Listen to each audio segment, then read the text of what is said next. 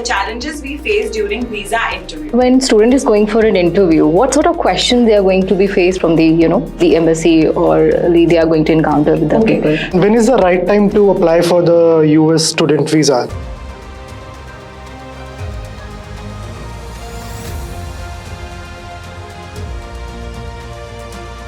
Hello friends, welcome back to Meridian Overseas.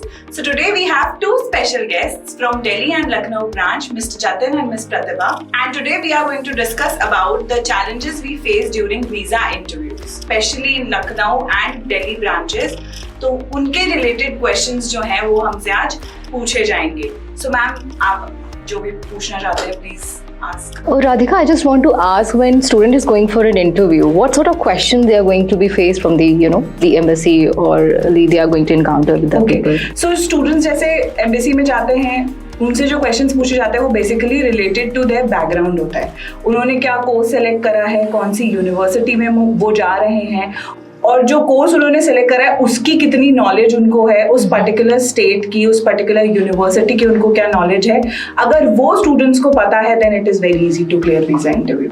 And when is the right time to apply for the US student visa? Like when should I start applying for it? So visa is related to the application. तो अगर student अपना process एक साल पहले से start कर रहे हैं तो उनको बहुत ईजी हो जाता है स्लॉट मिलना, बिकॉज स्लॉट्स मिलने में it will take around 1-2 months, क्योंकि उसमें बहुत प्रॉब्लम आती है, बहुत ज़्यादा ट्रैफिक रहता है. तो स्लॉट्स मिलने में टाइम लगता है, आईडी बनाने में टाइम लगता है, स्टूडेंट की प्रोफाइल क्रिएट करने में टाइम लगता है. सो अगर स्टूडेंट अपना प्रोसेसिंग एक साल पहले से स्टार्ट कर देता है तो उनको ऑन टाइम I-20 आ जाता है, और I-20 आते ही विदिन अ वीक हम लोग वीज़ा एप्लीकेशन क्रिएट कर देते हैं. वीज़ा एप्लीकेशन क्रिएट करने के बाद all we have to do is we have to wait कि स्लॉट्स जैसे ही खुलेंगे हम तुरंत उनका स्लॉट बुक कर देंगे. Alright. What are the biggest challenges like the student face when they are going for visa filing or visa interview के time पे? So basically students maximum challenge ये face करते हैं कि जो वीजा इंटरव्यूअर होते हैं वो अमेरिकन होते हैं एंड हमको इंडियन एक्सेंट की आदत है, तो एक्सेंट मैच नहीं होता है तो स्टूडेंट को थोड़ा सा मतलब ऐसा लगता है कि मैं कैसे जवाब दे पाऊंगा. That is the first challenge. Second challenge is comparing the universities. सबसे पहला क्वेश्चन यही होता है आपने कितनी यूनिवर्सिटीज में अप्लाई करा है. तो स्टूडेंट बोलता है कि हमने 2 यूनिवर्सिटीज 3 यूनिवर्सिटीज में अप्लाई करा है, किससे ऑफर लेटर आया. तो वो कंपेयर करते हैं कि आप जिस यूनिवर्सिटी में जा रहे हैं और जिस यूनिवर्सिटी से आपके पास ऑफर लेटर आया है वो कैसी यूनिवर्सिटीज हैं, उनका रैंकिंग कंपेरिजन, कोर्स कंपेरिजन होता है, because course ranking university ranking से भी ज्यादा मैटर करती है. अगर स्टूडेंट ने कंप्यूटर साइंस या आर्टिफिशियल इंटेलिजेंस या आईटी से रिलेटेड कोई भी प्रोग्राम लिया है and student is going in a low rank university according to that programme, then it is a challenge कैसे वो वीजा इंटरव्यूअर को स्पेसिफाई करेगा वो पर्टिकुलर रैंकिंग, और दे विल कन्विंस कि लाइक व्हाई एग्जैक्टली कैसे कन्विंस करेगा कि मैं इस यूनिवर्सिटी में जा क्यों रहा हूँ.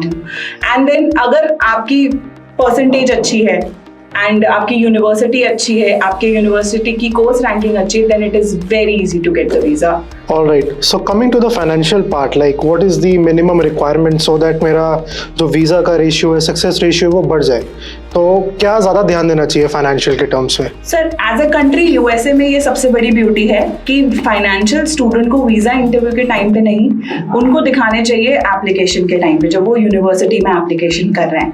अब जैसे स्टूडेंट की एप्लीकेशन हो गई यूनिवर्सिटी में, ऑफर लेटर आ गया, आपको फाइनेंशियल्स बेसिकली 1 year की tuition fees and living cost दिखाना है यूनिवर्सिटी में. दैट इज ऑल्सो आपका जो स्टेटमेंट होता है, अकाउंट स्टेटमेंट, वो स्टूडेंट को दिखाना होता है and it should be latest. ये नहीं कि 1 साल पुराना ITR हो या आपका पूरा मतलब 6 months ओल्ड 3 months ओल्ड हो. अगर वो मतलब मान के चलिए 2 महीने 1 महीने पुराना भी अगर आप अपना उनको दिखा रहे हैं financials, then it is fine. Then the university will release I-20 में दे विल स्पेसिफाई कि स्टूडेंट ने इनफ फाइनेंसेस दिखा दिए हैं.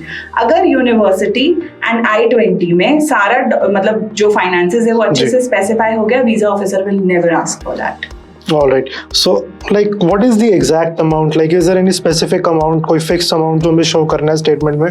There is no specific amount. It is like according to the university's fees. कि आपको university का 1 साल का fees and living show करना है. Living कितना है इसका? Living it could be according to the area. If the student is going in California, it will be expensive more than the tuition fees, and अगर New York जा रहे हैं तो भी एक्सपेंसिव रहेगा, लेकिन अगर ओहायो, एरिजोना, टेक्सास जैसे स्टेट में जा रहे हैं then it will be around 12 to 15 lakhs. All right. Thank you, Radhika. Thank you, sir. Thank you, ma'am, for your time. So, students, if you are still willing to start your application with us, you can share your documents on application02@meridin.org for upcoming intake, which is fall 2024. अभी भी देर नहीं हुई है. And you can like our video, subscribe our channel, and don't forget to press the bell icon. Thank you.